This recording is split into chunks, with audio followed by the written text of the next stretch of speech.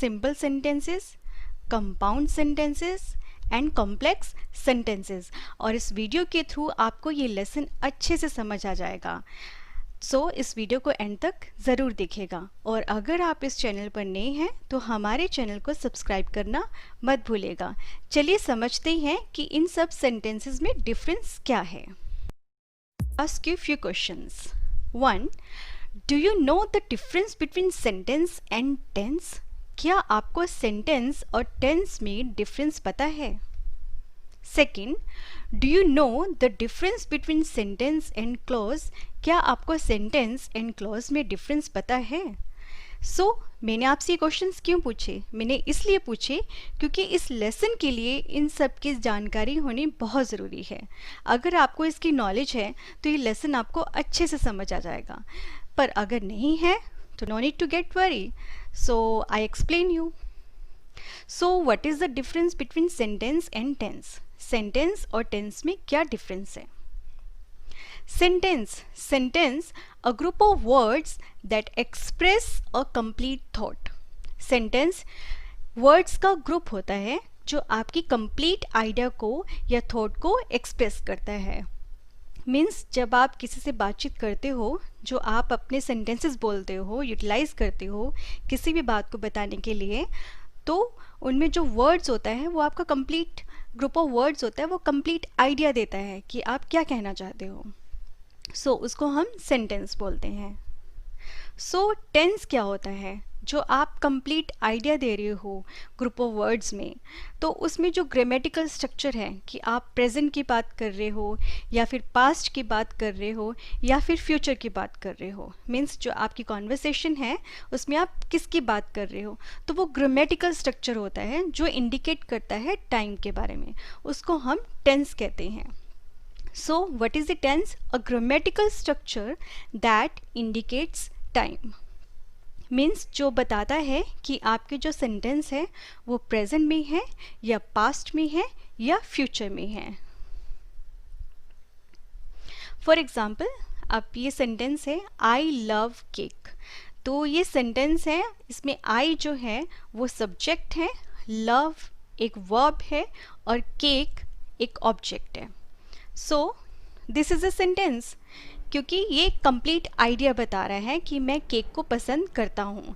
लेकिन इसकी ग्रामेटिकल जो स्ट्रक्चर है, मीन्स ग्रामेटिकल स्ट्रक्चर जो इंडिकेट्स कर रही है टाइम, आई लव केक, मैं केक को पसंद करता हूँ, मीन्स प्रेजेंट की बात हो रही है। तो ये आइडिया हमें कहाँ से लगता है? वर्ब से, और यहाँ पे वर्ब है लव।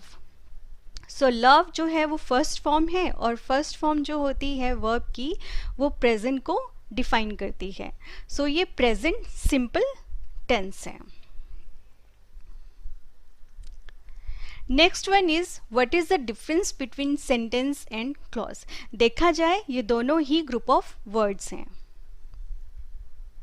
लेकिन जो क्लॉज होता है वो सब्जेक्ट और वर्ब के कॉम्बिनेशन से बनता है। एक क्लॉज में सब्जेक्ट और वर्ब होता है। For example, she Yeats. इस सेंटेंस में शी एक सब्जेक्ट है, ईट्स एक वर्ब है।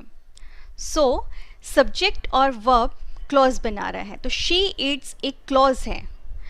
Clause might not convey complete information. She Yeats, वह खाती है।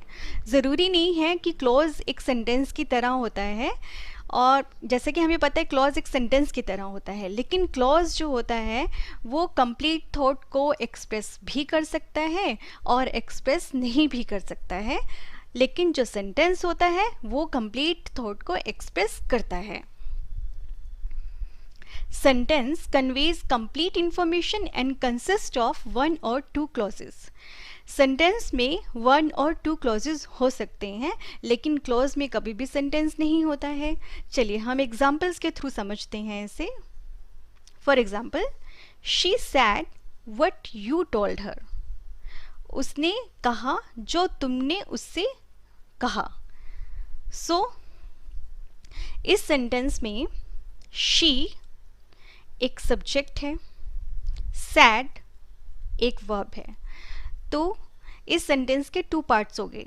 She said what you told her, तो शी सैड वन पार्ट हो गया, what you told her second part हो गया। तो सेकेंड पार्ट में यू जो है वो एक सब्जेक्ट है और टोल्ड एक वर्ब है।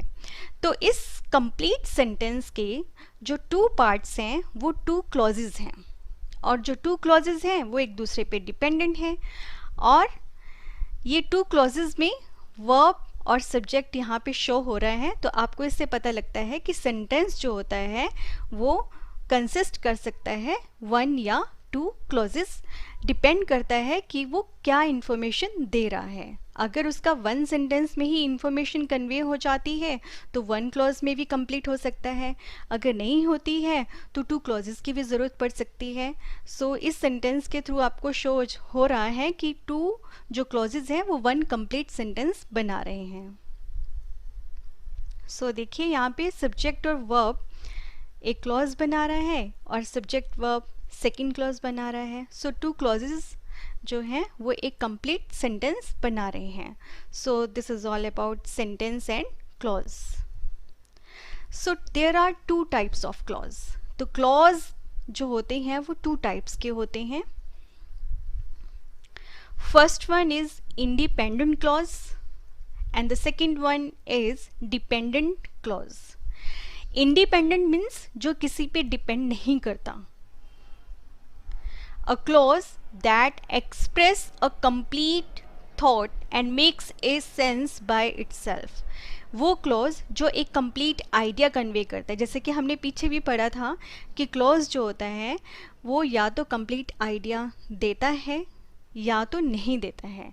अगर वो देता है कंप्लीट आइडिया तो वो इंडिपेंडेंट क्लॉज होता है, अगर नहीं देता है तो वो डिपेंडेंट होता है। मीन्स वो दूसरे क्लॉज के ऊपर डिपेंड होएगा एक कंप्लीट आइडिया को एक्सप्रेस करने के लिए। फॉर एग्जाम्पल इंडिपेंडेंट जो क्लॉज होगा, देखिए we can hardly wait to see the movie. तो इसमें वन क्लॉज यूज हो रहा है और इस क्लॉज के थ्रू पूरा एक्सप्लेन हो रहा है कंप्लीट आइडिया कि हम हार्डली ही वेट कर सके मूवी देखने के लिए।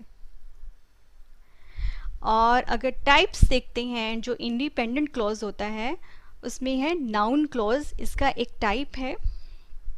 नाउन क्लॉज क्या होता है? It is a group of words. जैसे कि हमें पता है कि लाइक ए सेंटेंस जो क्लॉज होता है वो भी ग्रुप ऑफ वर्ड्स होता है, acting together as a noun. एक वर्ड्स का वो ग्रुप जो एक नाउन की तरह एक्ट करता है। And these clauses are always dependent clauses. और ये क्लॉजेज जो होते हैं वो हमेशा डिपेंडेंट होते हैं। That is they do not form a complete sentence. वो एक कंप्लीट सेंटेंस फॉर्म नहीं करते। For example, they don't know how they will arrive. उन्हें नहीं पता कि वो कैसे पहुंचेंगे। तो यहाँ पे जो रेड से हाईलाइटेड है हाउ दे विल अराइव, ये शो कर रहा है नाउन क्लॉज को। मीन्स ये नाउन की तरह एक्ट कर रहे हैं, एक ग्रुप ऑफ वर्ड्स है जो नाउन की तरह एक्ट कर रहे हैं। So this is a noun clause. So second one is dependent. Dependent होता है it does not express a complete thought, so it is not a sentence and can not stand alone. क्योंकि ये complete thought नहीं express करता तो ये एक sentence नहीं है और ये अकेला भी नहीं होता है। मीन्स ये दूसरे पे डिपेंड होता है। For example, does anyone know what we are having for lunch. अब इस सेंटेंस में जो ब्लू से हाईलाइटेड है वो एक डिपेंडेंट क्लॉज है। मीन्स वो एक डज एनीवन नो एक इंडिपेंडेंट क्लॉज पर डिपेंड कर रहा है, क्योंकि ये अकेला कोई आइडिया कन्वे नहीं कर रहा है। What we are having for lunch ये नहीं आइडिया दे रहा है। सो डज एनीवन नो पे ये डिपेंड कर रहा है। और ये डिपेंडेंट क्लॉजेस जो होते हैं वो थ्री टाइप्स के होते हैं। Noun clause, for example she knows how to do that. उसको पता है कि इसे कैसे करना है। So how to do that एक नाउन क्लॉज है जो कि एक नाउन की तरह, जिसमें एक ग्रुप ऑफ वर्ड्स हैं जो ब्लू से हाईलाइटेड हैं, जो एक नाउन की तरह एक्ट कर रहे हैं. How to do that means she knows how to do, means उसे अपने बारे में पता है कि उसे खुद कैसे करना है. दैट मीन्स मतलब इसमें नाउन की ही एक्सप्लेनेशन हो रही है, how to do that. So how to do that एक नाउन क्लॉज है. Second one is adverb clause. Adverb clause जो होते हैं वो डिस्क्राइब करते हैं वर्ब को. For example, you will lose weight as soon as you change your diet. अब लूज वेट, ये एक लूज वेट है, तो कैसे करोगे, तो उसी को डिस्क्राइब किया जा रहा है as soon as you change your diet. जितने जल्दी आप डाइट चेंज करोगे, तो ये वर्ब को एक तरह से डिस्क्राइब कर रहा है. सो जो ब्लू से हाईलाइटेड है वो एक डिपेंडेंट क्लॉज है. Third one is adjective clause. Adjective clause जो होते हैं वो नाउन को डिस्क्राइब करते हैं. For example, this is the book that I wanted to purchase. ये बुक है जो मैं खरीदना चाहता था. सो यहाँ पे जो ब्लू से हाईलाइटेड है, that I wanted to purchase means ये नाउन को डिस्क्राइब कर रही है. दिस, तो दिस एक बुक को रेफर किया हुआ है, और दैट मीन्स ये दिस मीन्स दिस जो है एक सब्जेक्ट, एक नाउन है, उसको फर्दर डिस्क्राइब किया गया है कि मैं उसको परचेज करना चाहता था, ये वो बुक है. तो यहाँ पे नाउन को डिस्क्राइब किया जा रहा है, इसलिए जो ब्लू से हाईलाइटेड है that I wanted to purchase एक एडजेक्टिव क्लॉज है. So these are types of clause. और एडजेक्टिव क्लॉज जो होते हैं उनके एग्जाम्पल्स होते हैं, वो स्टार्ट होते हैं that, who, which, whose, whom, means जो नाउन को एक्सप्लेन करने वाले होते हैं. सो ये सब एडजेक्टिव क्लॉजेस होते हैं. So that is all about types of clause. So there are 3 types of sentences. अब हम सेंटेंसेस समझते हैं, क्योंकि अब हमें पता लग चुका है कि क्लॉजेस क्या होते हैं, सेंटेंस क्या होता है और टेंस क्या होता है. चलिए अब हम टाइप्स समझते हैं. तो टाइप्स में है simple sentences, second one is compound sentences, and the third one is complex sentences. चलिए समझते हैं सिंपल सेंटेंस. सिंपल सेंटेंसेस क्या है? अ simple sentence is one independent clause that has a subject and a verb and expresses a complete thought. एक simple sentence जो होता है वो एक इंडिपेंडेंट क्लॉज होगा जो किसी पे डिपेंड नहीं करेगा. अगर वो इंडिपेंडेंट है मीन्स वो एक कंप्लीट आइडिया, कंप्लीट थॉट को एक्सप्रेस कर रहा है, और इसमें सब्जेक्ट और वर्ब भी इंक्लूडेड होंगे.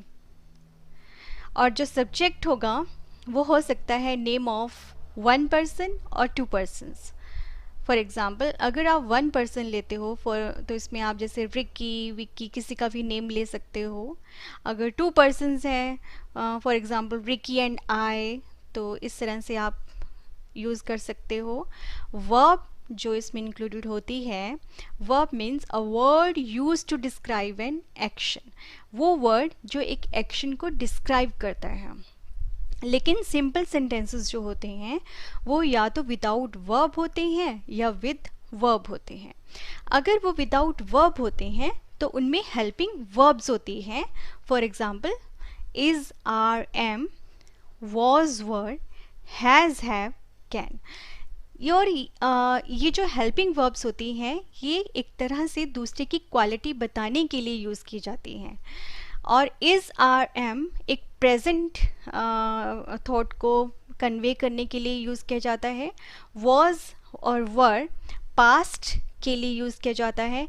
हैज़ और हैव मीन्स किसी चीज़ का अपने पास होना. जैसे शी हैज़ अ कार, उसके पास एक कार है. आई हैव अ कार, मेरे पास एक कार है. तो यहाँ पे हैज़ और हैव का यूज़ हो रहा है. और कैन मीन्स कैपेबिलिटी, कि आप किसी चीज़ को कर सकते हो. I can do it, I can draw a painting. तो यहाँ पे कैन एक कैपेबिलिटी बता रहा है, और इज़, आर, एम, वॉज, वर जो है, हैज़, हैव, ये सब क्वालिटीज़ बता रहे हैं, तो ये विदाउट वर्ब है। सो इज़, आर, एम का अगर आप यूज़ कर रहे हो क्वालिटी बताने के लिए सिंपल सेंटेंसेस में, तो वो विदाउट वर्ब होते हैं। और विद वर्ब जो होते हैं वो कंटेन करेंगे वो वर्ड्स जो एक्शन डिफाइन करते हैं, लाइक प्ले, किक, स्विम। सो ये सब एक्शन वर्ड्स होते हैं जो एज ए वर्ब यूज़ किए जाते हैं सेंटेंसेस में। चलिए हम एग्जाम्पल्स के थ्रू समझते हैं। So examples of simple sentences, अगर हम विदाउट वर्ब देखते हैं तो उनमें हेल्पिंग वर्ब्स होंगी। फॉर एग्ज़ाम्पल, किसी की क्वालिटी बताने के लिए हम is, are, am, was, were, has, have और कैन का यूज़ करते हैं, लेकिन उनमें हेल्पिंग वर्ब्स नहीं होगी। So like she is a teacher, तो यहाँ पे इज़ का यूज़ हो रखा है, क्वालिटी बताई जा रही है, कोई हेल्पिंग वर्ब नहीं है, सो ये सिंपल सेंटेंस है। रिया हैज़ एन एग्ज़ाम टुमारो, रिया का कल एग्ज़ाम है, यहाँ पे हैज़ का यूज़ हो रहा है, सो सिंपल सेंटेंस है, वर्ब नहीं है कहीं भी।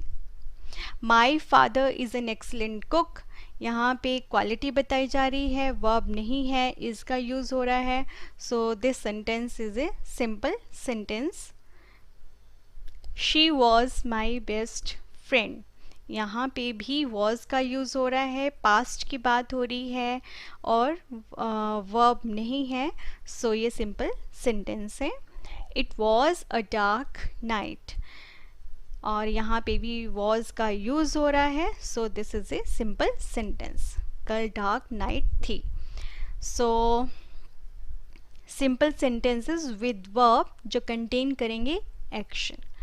For example, the baby cried, अब यहाँ पे is, am, are, was, were, has, have, can का यूज़ नहीं हो रखा है, यहाँ पे एक्शन वर्ड का यूज़ हो रखा है, सो ये एक सिंपल सेंटेंस है और यहाँ पे एक्शन वर्ड है क्राइड, जो पास्ट के बारे में बता रहा है, सेकंड फॉर्म है, सो क्राइड एक वर्ब है जो एक तरह से एक्शन वर्ड है और ये एक सिंपल सेंटेंस है। Second one is I studied hard, अब यहाँ पे स्टडी की सेकेंड फॉर्म है और ये एक एक्शन वर्ड है, so this is a simple sentence. You can give me a check, यहाँ पे देखिए कैन का यूज़ हुआ है हेल्पिंग वर्ब का, लेकिन हेल्पिंग वर्ब के साथ साथ गिव का भी यूज़ हुआ है, सो ये एक एक्शन वर्ड भी कंटेन कर रहा है, so this is a simple sentence. You can give me a check, इनमें दोनों है, हेल्पिंग वर्ब भी है और वर्ब भी है। C fourth one, we have declined the request of a client, हमने क्लाइंट की रिक्वेस्ट को डिक्लाइन कर दिया। अब यहाँ पे भी देखिए दोनों हैं, हेल्पिंग वर्ब भी है और एक्शन वर्ड भी है, सो ये भी एक सिंपल सेंटेंसेस में आते हैं। द बस अराइव्ड लेट, बस लेट पहुंची, अब यहाँ पे अराइव्ड भी सेकेंड फॉर्म है, सो ये पास्ट की बात हो रही है और ये एक एक्शन वर्ड है, so this is a simple sentence. So this is all about simple sentence, and the next one is compound sentence. So compound sentence क्या होता है? A compound sentence has two clauses which are independent and have two related ideas. ये जो compound sentences होते हैं इनमें to clauses होते हैं जो इंडिपेंडेंट होते हैं और उनके आइडियाज जो होते हैं रिलेटेड होते हैं। For example, everyone was busy, ये फर्स्ट सेंटेंस हो गया। I went to movie alone, अब ये देखिए दोनों आइडियाज जो हो रहे हैं वो एक दूसरे से रिलेट कर रहे हैं कि वो मूवी अकेली क्यों गई, क्योंकि वो घर पे हर कोई घर पे बिजी था तो इसलिए वो मूवी अकेले गई, तो ये आइडियाज दोनों एक दूसरे से रिलेट कर रहे हैं। तो देखिए अगर सेकंड सेंटेंस हम देखते हैं, यहाँ पे हमने इन दोनों को ज्वाइन करने के लिए एक सिंगल सेंटेंस बनाने के लिए हमने सो का यूज़ किया है। Everyone was busy so I went to movie alone, हर कोई बिजी था इसीलिए मैं मूवी अकेला गया। तो सो वर्ड इन दोनों क्लॉजेस को जो इंडिपेंडेंट तो है लेकिन इनको ज्वाइन कर रहा है, और ये इन दोनों को ज्वाइन कर रहा है इसलिए कर रहा है क्योंकि इन दोनों की आइडियाज़ जो हैं वो मूवी के लिए ही है। सो वर्ड जो यहाँ पे है वो एक कोऑर्डिनेटिंग कंजंक्शन है। So two independent clauses are joined together by coordinating conjunctions. तो कंपाउंड सेंटेंसेस में टू क्लॉजेस होते हैं, वो इंडिपेंडेंट तो होते हैं लेकिन इनका आइडियाज़ एक दूसरे से रिलेट करता है, और उन दोनों को ज्वाइन करने के लिए जो वर्ड यूज़ किया जाता है उनको हम बोलते हैं coordinating conjunctions. So what are the examples of coordinating conjunctions? कौन से हो सकते हैं जो हम कंपाउंड सेंटेंसेस में यूज़ करते हैं? For example, for, and, nor, what, but, और, yet, so, etc. लेकिन जो कॉमनली यूज़ किए जाते हैं वो है and, but और इनको हम एज ए फैन बॉयज़ की तरह एक वर्ड में याद कर सकते हैं। जैसे अगर फैन बॉयज़ में F जो है वो डिनोट करता है फॉर को, A and, N nor, B but, O और, Y yet, S so। तो आप इस वर्ड से भी इन सब एग्जाम्पल्स को याद रख सकते हो।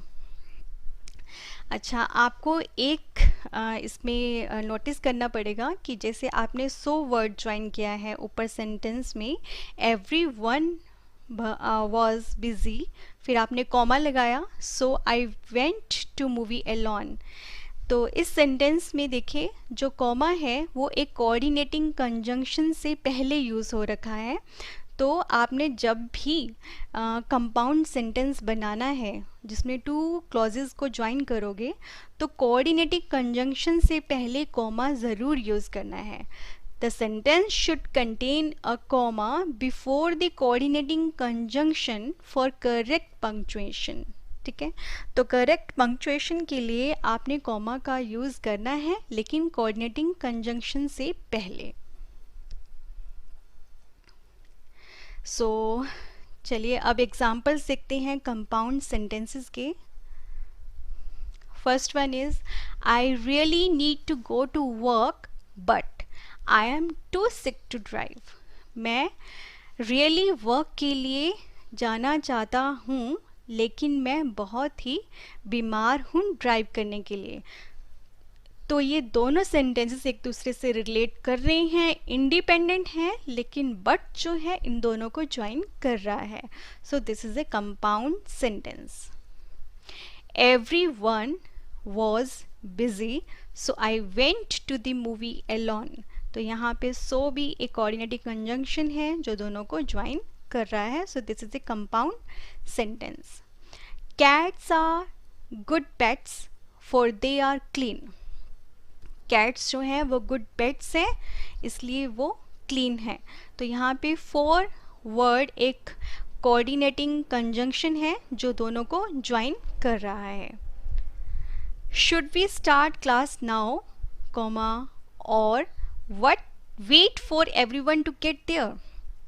तो यहाँ पे और वर्ड एक कोऑर्डिनेटिंग कंजंक्शन है जो दोनों क्लॉजेस को ज्वाइन कर रहा है।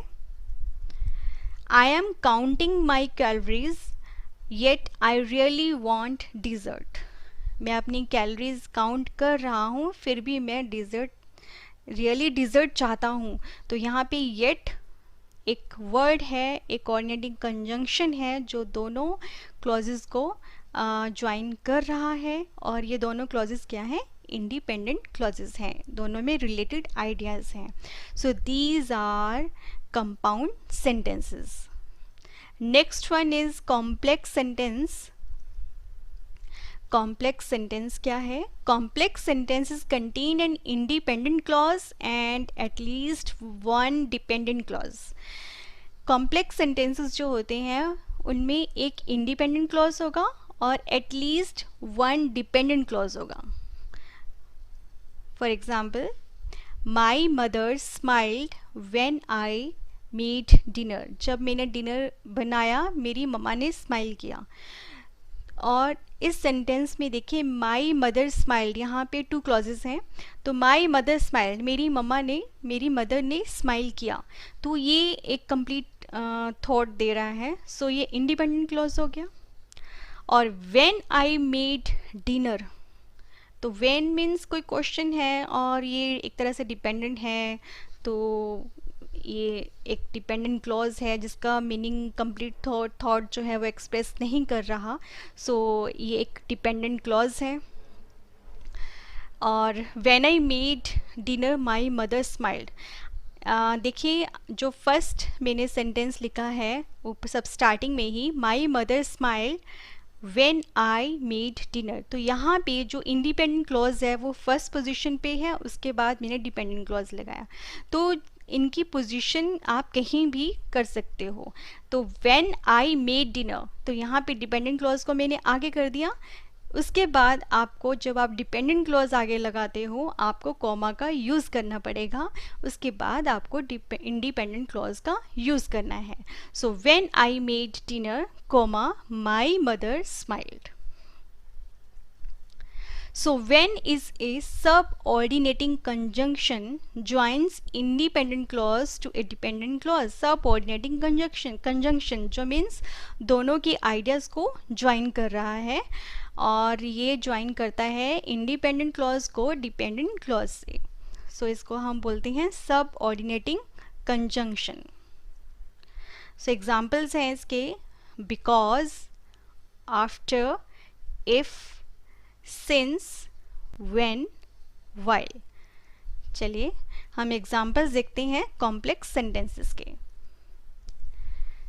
Let's go back home because we had finished our work.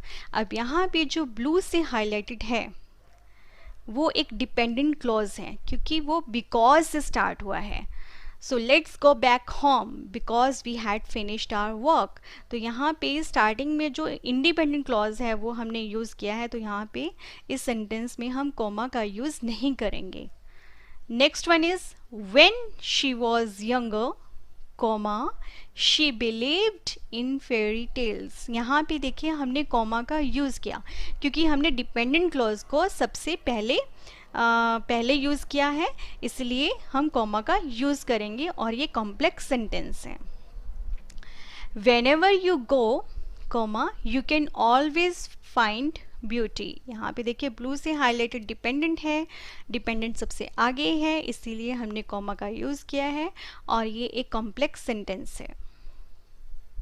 My father laughed when I told a joke। जब मैंने जॉक सुनाया मेरे फादर खुश हुए। तो यहाँ पे when I told a joke जो है वो एक ब्लू से हाईलाइटेड है, एक डिपेंडेंट क्लॉज है इसीलिए। और second one is my father laughed, ये एक इंडिपेंडेंट क्लॉज है और इसीलिए कॉम्प्लेक्स सेंटेंसेस हैं। Whenever he goes to market, comma he always bring bananas. जब भी वो मार्केट जाता है वो बनानास हमेशा बनानास लेकर आता है। तो यहाँ पे whenever he goes to market dependent clause सबसे पहले यूज़ किया है, फिर हम कॉमा यूज़ करेंगे। सो this is a complex sentence. So this is all about sentences. Thanks for watching this video. और अगर आपको ये वीडियो पसंद आई है तो लाइक करना और शेयर करना मत भूलिएगा। सो thanks once again.